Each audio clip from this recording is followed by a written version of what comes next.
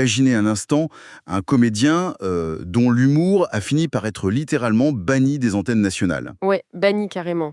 perçu comme le symbole absolu d'une époque révolue, voire toxique, tu vois. Un homme dont le travail a été tellement rejeté par sa propre chaîne que certaines bandes maîtresses de ses émissions auraient été détruites. Détruite juste pour effacer toute trace de controverse, en fait.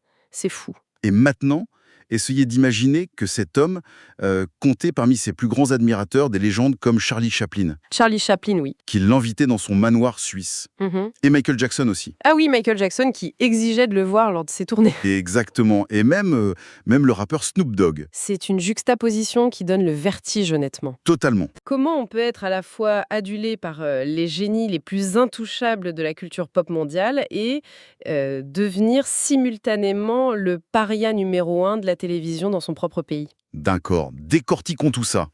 Parce que c'est exactement l'objectif de notre analyse approfondie d'aujourd'hui. Ouais, une grosse plongée dans les archives. On plonge dans une vraie montagne de documents. Des biographies ultra détaillées, des journaux de production des années 70, Des essais culturels récents aussi, et puis pas mal de documentaires d'investigation. et même des discussions sur des forums comme Reddit. L'idée ici, c'est de retracer l'ascension spectaculaire et la chute vraiment brutale de Bénil. Une brutalité inouïe, oui. Et l'idée, pour ceux qui nous écoutent, ce n'est pas juste de faire une énième biographie. Non, non, pas du tout. C'est vraiment de comprendre la mécanique d'une obsolescence culturelle. Comment un mec qui rassemblait plus d'un tiers de la population britannique devant la télé en 71 a pu devenir inregardable quelques années plus tard. Bah, pour comprendre comment cette machine s'est cassée, il faut d'abord regarder comment elle a été construite, en fait. C'est clair. Et ce qui ressort des sources, c'est que l'humour d'Alfred Hawthorne Hill, qui deviendra Benny plus tard, ça ne sort pas de nulle part. C'est presque génétique. Génétique, oui, parce qu'il vient d'une lignée de la scène. Exactement. Son père et son grand-père, Henry, étaient des clowns de cirque. Ah, les clowns. D'accord. Ouais. Et il faut s'imaginer ce petit appartement familial à Southampton, situé juste au-dessus d'une boucherie. L'odeur devait être sympa. Tu m'étonnes, mais les biographes racontent que cet espace super exigu servait littéralement de laboratoire de comédie. Un laboratoire au-dessus des saucisses, quoi. Voilà, c'est ça. Et c'est là, enfant, qu'il apprenait la mécanique extrêmement précise de ce qu'on appelle le pratfall, l'art de la chute comique. Ouais, et un pratfall, pour préciser, ce n'est pas juste trébucher maladroitement, c'est une technique hyper exigeante. Très physique, ouais. On doit donner l'impression de s'écraser lamentablement au sol, tout en contrôlant chaque muscle pour ne pas se briser la nuque, quoi. Faut pas se rater, en effet. Il a absorbé tout ça très jeune. Mais ensuite, c'est la vraie vie qui a pris le relais. Il a travaillé comme livreur de lait. Ah oui, se levant à l'aube pour diriger une charrette à cheval. Une charrette à cheval, tu te rends compte? Une période qui, d'ailleurs, lui inspirera son incroyable tube musical, Ernie. Ah oui, Ernie Feli, numéro 1 des ventes des décennies plus tard. Incroyable. Mais le vrai déclic, on va pas se mentir, c'est la Seconde Guerre mondiale. Absolument. Il est facté au projecteur anti-aérien pendant la guerre, mais il se retrouve très vite à devoir divertir les troupes. Et ça, c'est une école d'une sévérité absolue. Ah ben, quand vous êtes face à des centaines de soldats épuisés, terrifiés, qui veulent juste oublier l'enfer pendant 1 heure, T'as pas le temps pour des subtilités ou de longues mises en place. voilà, qui n'a pas le temps. Il faut frapper fort, vite et visuellement.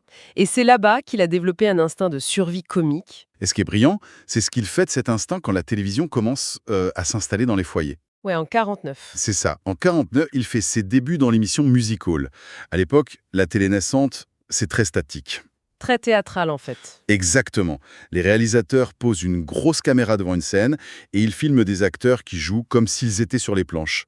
Mais Benny Hill, lui, comprend le médium tout de suite. Il capte l'essence du truc. C'est fou quand on y pense. C'était exactement la prose d'un créateur de contenu natif sur TikTok aujourd'hui. Ah, c'est une excellente comparaison, ouais. Pas vrai? Il a vu que cet écran dans le salon des gens, ça nécessitait une intimité et une frénésie que le théâtre ne permettait tout simplement pas. Il multipliait les changements de costumes à une vitesse folle. Ouais, des trucs très visuels. Il utilisait des effets visuels faits de briques et de broc, mais d'une efficacité redoutable. Et surtout, il brisait le quatrième mur en permanence. Le fameux regard caméra. Voilà, il regardait la caméra avec un petit sourire en coin, comme s'il partageait un secret exclusif avec le téléspectateur. Ce niveau d'interactivité, pour l'époque, c'était totalement inédit. Et ça a payé puisqu'il a été élu personnalité télévisuelle de l'année dès 54. Ce qui est fascinant ici, c'est qu'il n'a pas seulement adapté son humour à la télévision, il a littéralement inventé une grammaire télévisuelle hybride. Une nouvelle façon de raconter des blagues, en fait. C'est ça. Il a posé les fondations de ce qui allait devenir son émission emblématique, lancée en 1955 sur la BBC. Et cette maîtrise, ce contrôle absolu de l'outil technique, ça va atteindre un niveau carrément industriel quand il passe sur la chaîne commerciale Thames Television à partir de 69. Ah, l'ère Thames Television. Là, on entre dans la stratosphère des audiences. Les chiffres sont tout simplement délirants. Ah ouais? Le 27 décembre 71, l'émission de Noël de Benny Hill attire 21,6 millions de téléspectateurs au Royaume-Uni. 21 millions. C'est juste dingo. Dans un pays de l'époque, ça veut dire que des rues entières étaient désertes parce que tout le monde regardait le même programme. C'était la messe, quoi. Et c'est là qu'on découvre un paradoxe majeur dans les journaux de bord de l'émission. Lequel? À l'écran, ça a l'air grivois, facile, presque improvisé par moments, mais en coulisses, C'était un bourreau de travail obsessionnel. À un niveau de micromanagement presque effrayant, d'après les sources. c'est clair, hein. Pour produire un seul épisode de 30 minutes, il exigeait 6 jours complets de tournage intense. 6 jours pour 30 minutes de blague. Ouais. Ouais, il contrôlait environ 95% de la production. Il écrivait les sketchs, il réalisait, il dirigeait les acteurs à la seconde près. Et surtout, il supervisait le montage. Le fameux montage, ouais. Et ça, parlons-en parce que c'est vraiment la clé de son succès mondial. Sa technique signature, c'est l'undercranking. Ouais, l'undercranking. Est-ce que tu peux nous expliquer simplement comment ça fonctionnait techniquement? Parce que ça a l'air simple en regardant, mais ça demande une précision dingue. En fait, l'undercranking consiste à faire tourner la caméra à une cadence plus lente que la normale. Par exemple, 16 images par seconde au lieu de 24 ou 25. D'accord. Et quand on diffuse ensuite ce film à vitesse normale, l'action à l'écran s'accélère de manière frénétique. L'effet d'accélération comique classique. Voilà. Mais la grande difficulté, c'est que les acteurs doivent jouer leurs mouvements beaucoup plus lentement et de manière très exagérée pendant le tournage. Ah oui, sinon ça devient brouillon. Exactement. S'ils bougent normalement, à l'accélération, ça devient juste une bouillie visuelle incompréhensible. C'est pour ça que Benny Hill appelait ça de l'animation en direct. C'est très bien trouvé comme terme. Tout devait être chorégraphié au millimètre pour que l'effet comique soit parfait une fois accéléré. Et le tout évidemment rythmé par le légendaire morceau de saxophone. Yakety Sax. C'était imparable. D'ailleurs, cette technique visuelle a permis quelque chose d'inédit dans l'industrie.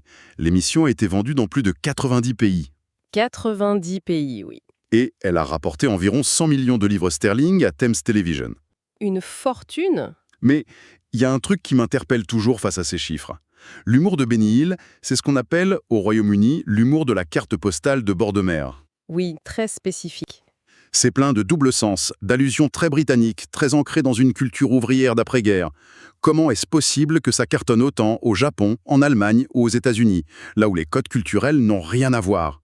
C'est justement parce qu'il a réussi à contourner la culture par le mouvement physique pur. Le slapstick? Le fameux slapstick, oui. La comédie physique, les grimaces, les les courses-poursuites. Ça ne passe pas par le langage. Voilà, ça ne passe pas par le cortex linguistique du cerveau. Quand un petit homme chauve se fait tapoter le crâne en rythme, ou qu'un grand béné trébuche dans une poubelle, Pas besoin de sous-titres. exactement. La mécanique du rire est immédiate. Et pour que cela fonctionne, Benny Hill s'est entouré d'une troupe de second rôle absolument brillant. Des visages inoubliables, ouais. Il y avait Henry Maggie, par exemple. Ah oui, l'éternel homme sérieux, distingué et imperturbable au milieu du chaos. Et bien sûr Jackie Wright. Ce petit acteur irlandais chauve. Exactement. Il servait littéralement d'instrument de percussion comique. Sans oublier Bob Todd. Il formait une toile de fond parfaite pour que Benny Hill puisse exister et briller. Mais cette formule magique, qui transcendait les frontières et amassait des millions, elle reposait sur un équilibre très fragile en fait. Ouais, un équilibre avec les normes de son temps. C'est là que ça devient vraiment intéressant, parce que cet équilibre, il va voler en éclats au tournant des années 80. Les choses ont commencé à changer rapidement. Le Royaume-Uni traverse d'immenses bouleversements sous l'ère Thatcher. Le climat culturel se transforme complètement. Et c'est là qu'on voit l'explosion de ce qu'on appelle la alternative comédie. Porté par des jeunes comédiens issus des universités, comme Ben Elton par exemple. Une comédie beaucoup plus intellectuelle et très politisée, Et en même temps, le mouvement féministe s'affirme puissamment dans le débat public. ce qui était nécessaire. Tout à fait. Et soudainement, la formule Benny Hill ne semble plus juste, innocente ou ringarde. Elle commence à être perçue comme un symbole d'oppression. Visuellement, l'émission avait aussi changé, tu vois, ce qui a accéléré cette rupture avec le public. Tu penses aux danseuses? Ouais, à la fin des années 70, Ben Hill a introduit les Hills Angels. C'était une troupe de danseuses. Avant ça, les femmes dans l'émission étaient souvent des actrices comiques qui participaient activement aux gags. Voilà. Mais avec les Angels, l'esthétique s'est transformée. La caméra s'est mise à s'attarder longuement sur les corps. Dans des chorégraphies qui empruntaient beaucoup à la culture des cabarets de l'époque. Et ça n'a pas tardé à faire réagir. Dès 81, de vraies protestations officielles ont éclaté. Ouais, les sources mentionnent notamment des groupes de femmes de la ville de Sheffield. Elles sont montées au créneau après un sketch très spécifique. Celui avec le cheval d'arçon? C'est ça. Le sketch montrait les danseuses en train de sauter au-dessus d'un cheval d'arçon, le tout filmé au ralenti. Et pour ces groupes, ce n'était plus de la comédie, c'était de la pure objectification. Et le coup de grâce idéologique est venu de la nouvelle garde humoristique. Ben Elton a attaqué l'émission de front en 87. Son argument était cinglant dans les médias, Il disait publiquement que ces sketchs, qui montraient inlassablement un vieux monsieur un peu pervers poursuivant des jeunes femmes dévêtues. exactement, il disait que ça normalisait le harcèlement de rue. Il allait même plus loin. Elton affirmait carrément qu'à cause de ce genre de banalisation télévisuelle, les femmes ne pouvaient plus se promener en sécurité dans les parcs publics à la nuit tombée. Mehur était soudainement accusé d'avoir des conséquences graves dans le monde réel. Et c'est vraiment le cœur du clash culturel qu'on observe dans les documents. Ouais, D'un côté, on a ce mouvement féministe et cette nouvelle comédie qui disent, en gros, vous créez une culture du viol et du harcèlement. et de l'autre côté, il y a la défense acharnée d'une partie du public et des tabloïds, Comme The Sun, par exemple. qui voyaient dans ces attaques une forme de snobisme élitiste insupportable. Ils disaient en substance « arrêtez de suranalyser, c'est juste de la gaudriole de la classe ouvrière ». Mais Ben Hill lui-même, comment il vivait ça? Parce que j'ai l'impression qu'il ne comprenait pas du tout cette polémique. Pas du tout. Pour lui, la dynamique était claire. Dans tous ses sketchs, les hommes, et surtout son propre personnage, finissaient toujours par être les dindons de la farce. C'était eux, les figures ridicules. Voilà, pitoyables, qui finissaient à l'eau ou couverts de boue. Tandis que les femmes restaient intouchables, gardant le pouvoir de la situation. C'est comme ça qu'il le voyait. Il se considérait comme un clown inoffensif, pas comme un prédateur glorifié. Mais bon, peu importe ses intentions, au final, le décalage est devenu abyssal. Vraiment abyssal, oui. Les archives de l'année 89 montrent à quel point la machine tournait à vide.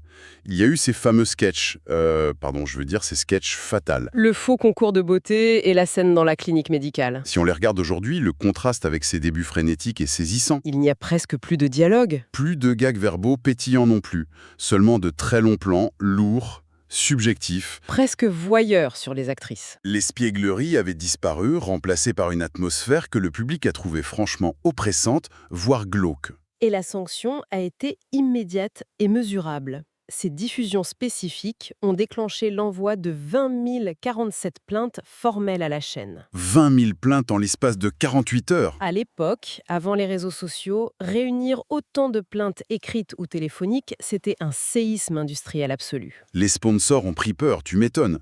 Ils ont commencé à retirer leur budget du jour au lendemain. Si l'on relie cela au contexte global, le vocabulaire comique de Ben Hill, c'était purement et simplement épuisé. Ils parlaient une langue que la société de 89 ne voulait plus entendre. Ce qui nous précipite vers une conclusion d'une brutalité folle. Mais 89. Benny Hill revient tout juste du Festival de Cannes. Très détendu selon les témoins. Il entre dans les bureaux de Thames Télévision, s'attendant à une réunion de routine pour renouveler son contrat. Comme il le fait depuis 20 ans, quoi. Et là, John Howard Davis, le grand patron des divertissements, le regarde et le vire. Net. Sans la moindre cérémonie. Les justifications de la chaîne étaient froides et purement comptables. Ils ont donné 3 raisons majeures. Lesquelles? D'abord, bien que l'audience soit encore énorme, on parlait de 9,58 millions de fidèles. Ce qui est énorme aujourd'hui. Oui, mais elle était en chute constante par rapport au sommet du passé. Ensuite, l'argent. L'argent, c'est le nerf de la guerre. Chaque épisode de 30 minutes coûtait désormais la somme astronomique de 450 000 livres sterling. La vache. En grande partie à cause du temps de tournage exigé par Hill. Et enfin, le commentaire fatal de la direction, il trouvait que l'homme, je cite, avait l'air fatigué à l'écran. Mais attends, l'aspect le plus glaçant dans les sources, c'est ce qui se passe juste après le licenciement. Ouais, l'indemnité. Thames lui aurait versé une indemnité de départ de plus d'1 million de livres sterling, mais conditionnée à une clause de silence stricte. Un contrat de confidentialité, ouais. Et surtout, il y a cette rumeur persistante et bien documentée, selon laquelle la chaîne aurait ordonné la destruction pure et simple des bandes maîtresses de cette dernière saison. Ouais, les master tapes de la saison controversée. Mais pourquoi aller jusque-là? C'était de la panique corporatiste pure face aux annonceurs ou une vraie purge idéologique pour effacer cette image de leur catalogue? Bah, c'est probablement un mélange des deux. La marque Thames se voulait familiale et respectable, et Benny Hill était soudainement devenu radioactif pour eux. Donc le détruire métaphoriquement et physiquement, en effaçant les bandes, c'était une façon de se laver les mains aux yeux du nouveau public. Et des annonceurs, ouais. La suite de l'histoire ressemble à une tragédie grecque. Benny Hill se terre dans un petit appartement à Teddington. Tout seul. Et là, je dois dire que face au document, il y a un truc qui ne colle pas du tout. On parle d'un homme dont la fortune personnelle est estimée à 7,5 millions de livres à ce moment-là. Il est riche à millions, c'est clair. Il continue d'être une star absolue aux États-Unis en syndication. Et pourtant, il vit dans une frugalité terrifiante, allant jusqu'à acheter de la nourriture en promotion. Pire que ça, sa santé se dégrade et il refuse de se faire soigner. Il refuse un pontage coronarien qui pourrait le sauver. Il refuse la dialyse aussi. Est-ce que c'est simplement le fait de perdre sa création qui l'a détruit? Un abandon psychologique total? C'est l'hypothèse centrale de tous ceux qui l'ont côtoyé à la fin. Benny Hill n'avait pas de famille proche. Pas de femme? Pas d'enfant? Rien. Son émission, c'était littéralement sa seule raison d'être au monde. Son seul canal de connexion avec l'humanité? Quand Thames lui a retiré ça, ils ne lui ont pas juste enlevé un travail, ils lui ont coupé son oxygène vital. Les millions en banque n'avaient absolument aucune valeur à ses yeux s'il ne pouvait plus tourner. Même s'il a essayé un petit tournage à New York en 91, ça n'a rien donné. Et la toute fin est d'une tristesse implacable. En avril 92, son ami et producteur Dennis Kirkland s'inquiète de ne plus réussir à le joindre, Il finit par escalader la façade de l'immeuble. pour regarder par la fenêtre de l'appartement. Et là, il découvre Benny Hill sans vie assis dans son fauteuil devant la télévision allumée. Mais le détail qui rend fou, c'est ce qui se trouvait sur la table du salon. Ouais, Au milieu d'une pile de courriers que le comédien n'avait même pas pris la peine d'ouvrir, il y avait un contrat officiel de Central TV une chaîne concurrente. qui lui proposait un retour triomphal à l'écran pour de nouvelles émissions. Ce contrat est arrivé dans sa boîte aux lettres le jour même de sa mort. Le timing est d'une ironie féroce, honnêtement. C'est tragique. Mais même la mort n'a pas suffi à apaiser le chaos autour de son nom, tu sais. Comment ça? Quelques mois plus tard, à l'automne 92, la presse tabloïde commence à publier des rumeurs totalement fausses. Ah oui, ces fameuses rumeurs. Il affirmait que Benny Hill aurait été enterré avec d'immenses quantités de bijoux et d'or. N'importe quoi.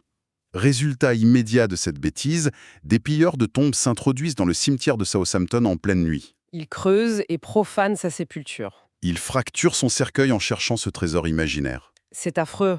Les autorités ont dû intervenir, refermer la tombe et couler par-dessus une immense dalle de béton massif d'une demi-tonne. Juste pour s'assurer que personne ne vienne plus jamais le déranger. C'est effrayant, mais cette dalle de béton est la métaphore parfaite de ce que le monde culturel a fait de son héritage ou pendant des décennies. L'enterrer, le sceller, s'assurer que rien ne puisse en ressortir pour ne plus avoir à affronter la gêne que ça procurait. Exactement. Alors, qu'est-ce que tout cela signifie pour nous aujourd'hui? C'est la grande question. C'est fascinant de voir que son héritage commence tout juste à être réévalué. Après un bannissement total des grandes chaînes britanniques, il a doucement refait son apparition récemment. Sur la chaîne du câble That's TV au Royaume-Uni. Certains nouveaux critiques essaient de séparer le côté problématique de l'époque pour n'étudier que le génie pur du burlesque et de la technique visuelle. L'histoire de Benny Hill, c'est la preuve la plus spectaculaire qu'en matière de culture, rien n'est jamais figé en fait. C'est clair. Tu peux avoir 21 millions de personnes qui rient avec toi le lundi et devenir une figure honnée le mardi. Simplement parce que la plaque tectonique des valeurs sociales a bougé. Le succès et l'argent ne sont absolument pas des boucliers contre le changement des mentalités. Ce qui amène une réflexion finale que je trouve passionnante pour tous ceux qui nous écoutent. Lorsqu'on regarde le paysage culturel d'aujourd'hui, Absolument. on a bien vu à quel point la comédie est intimement prisonnière des normes exactes de son époque. Ouais, Dès lors, est-il inévitable que l'humour que l'on considère aujourd'hui comme le plus brillant, le plus politiquement engagé et le plus progressiste subisse le même sort? c'est une vraie possibilité. On a toutes les raisons de se demander si, dans 40 ans, une nouvelle génération tombera sur le contenu massivement adulé de notre époque et le jugera soudainement inregardable, Toxique ou même profondément problématique. pour des raisons morales que notre société de 2026 est encore totalement incapable d'imaginer. Une question vertigineuse à garder en tête, ouais. Merci à tous de nous avoir rejoints pour cette plongée dans les archives et n'oubliez pas de garder l'esprit critique.